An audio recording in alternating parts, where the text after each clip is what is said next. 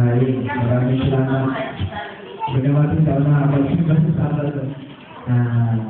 Papasalamat pa rin ako kasi binibigyan niya pa ng tiwala.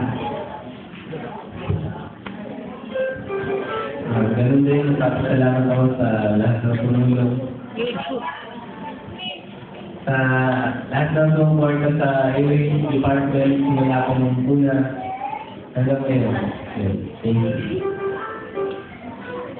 Ako ganun din. Saka thank you din. Kasi pagpapaan naman masaya na siguro yung sana na-explain mo.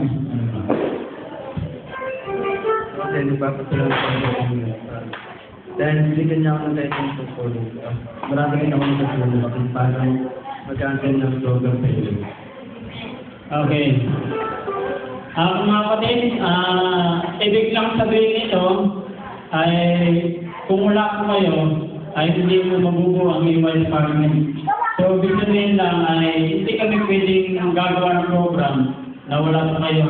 So, ibig lang sabihin din ito, pasunod na yung ating bagong EY leader, Father Don, Father Don, kasama rito. Yan. Ibig lang sabihin ito mga kapatid, kung gaano po ang suporta nyo na binigay sa amin, sana gano'n pa rito. So, sobra pa ang suporta na bibigay niyo sa kanya. Amen po mga kapatid? Yan, maraming salamat. At sana doon, andito naman kami lima, kasama sa Jubilee.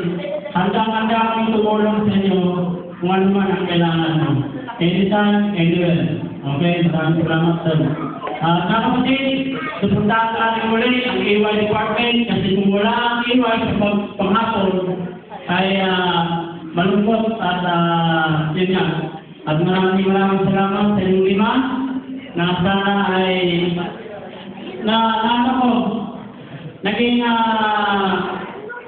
halos naging bata rin ako kasi masarap silang kasama. Kahit hindi ko sila kasama sa every quarter kasi napunta ng Taguig.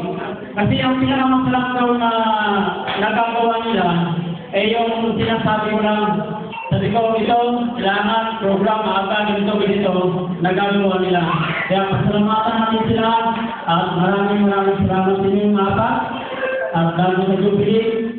Sabi nga na Jubilee sa akin, Kuya Carlos, sorry talaga kasi may duty na ako noon. Part ko na siguro lang kung di ngayon. Ang importante, andiyan ang panalangin at suporta. Maraming salamat po sa inyo at sa ating habang.